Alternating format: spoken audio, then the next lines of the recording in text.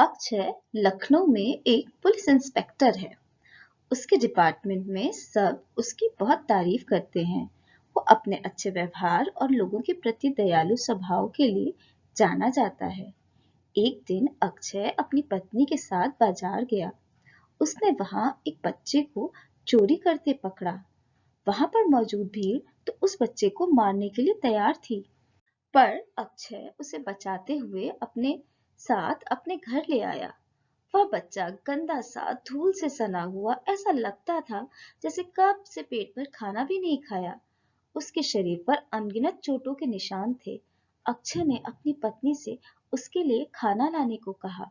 अक्षय ने उसे साफ कपड़े पहनने को दिए। अक्षय की पत्नी उसके इस व्यवहार से बहुत हैरान थी कि एक पुलिस इंस्पेक्टर होकर भी एक चोर बच्चे को बचाया। उसने अक्षय से कहा, इस बच्चे को उठाकर तुम घर क्यों लाए हो? इसे तो किसी सुधार घर में होना चाहिए था। अक्षय ने कहा, इस बच्चे के शरीर पर पड़े मार के निशान, वो भूखी आंखें मुझे बहुत कुछ याद दिलाती हैं। अक्षय ने अपनी पत्नी से एक बच्चे छोटू के बारे में बताया जिसकी उम्र 8 साल की थी। उसका अपना नाम तो था, पर सब उसे छोटू कहकर बुलाते थे।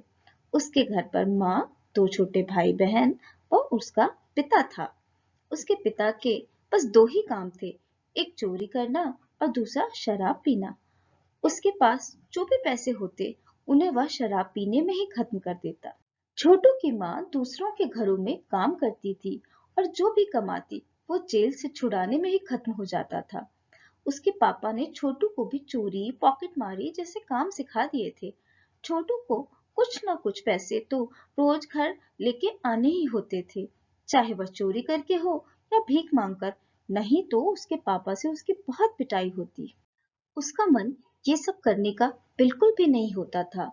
उससे भी पढ़ने लिखने का, स्कूल जाने का, रोज शाम पार्क में खेलने का मन होता था, मगर ऐसा उसकी किस्मत में कहाँ था। अगर वो पैसे लेकर घर नहीं जाता, उसकी बुरी तरह पिटाई होती। छोटू को मजबूरी ने वक्त से पहले बड़ा बना दिया और वो ये काम करने के लिए मजबूर था। एक बार उसके शहर में मैजिक शो चल रहा था। बहुत से लोग जादू देखने आते थे। वहां पर छोटू किसी न किसी से कुछ न कुछ चुरा ही लेता और वह अपने पिता की पिटाई से बच जाता था। एक दिन उसने जब किसी बुजुर्ग का पर्स चोरी किया तो छोटू से उनको धक्का लग गया, जिससे वह नीचे गिर गए और उनके सर से खून बहने लगा। वहां पर मौजूद लोगों ने कहा, इन्हें तो हॉस्पिटल ले जाना पड़ेगा, इनका मोबाइल कहाँ है? उनके घर पर खबर करते हैं। पर उनका मोबाइल और पर्स तो छोटू के पास था। छोटू कभी भी चोरी करने के बाद पीछे मुड़कर नहीं देखता था, पर वहां हो रहे शोर ने उसे पीछे मुड़कर देखने पर मजबूर कर दिया। उन्हें देखकर उसके मन में जाने क्या आया, वो उस भीड़ में शामिल हो गया और उसने पर्स और मोबाइल उन बुजुर्ग के पास रख दिए। उन लोगों ने उसके घर पर फोन किया और बुजुर्ग को हॉस्पिटल ले गए। छोटू को पता था कि आज उसके पिता से उसकी बहुत पिटाई होगी जब वो घर खाली हाथ जाएगा, लेकिन उसे उस बुजुर्ग के बच जाने की ज्यादा खुशी थी। इसी धुन में वो चला जा रहा था, तभी उसे लगा उसका कोई पीछा कर रहा है। जब उसने पलटकर देखा तो एक आदमी बिल्कुल उसके पीछे खड़ा था। छोटू डर गया, उसे लगा आज तो पकड़ा ही गया। उस आदमी ने कहा, मैंने तुम्हें उस बुजुर्ग के पास पर्स और मोबाइल रखते देख लिया था। इतनी छोटी सी उम्र में तुमने कैसे यह गलत काम करना सीख लिया है? उन्होंने उसे समझाया कि तुम्हें तो पढ़ाई करनी चाहिए। छोटू ने बताया कि वो ये अपने मन से नहीं करता। उसने उन्हें अपने घर के हालात और मजबूरी बताई। वो आदमी उसकी अच्छाई व सच्चाई से पहले ही प्रभावित था, इसलिए उन्होंने छोटू की माँ से बात कर उसे हॉस्टल में डलवा दिया और उसकी पढ़ाई व परवरिश का पूरा खर्चा उठाया। वो बच्चा पढ़ लिखकर एक अच्छा इंसान बन गया है।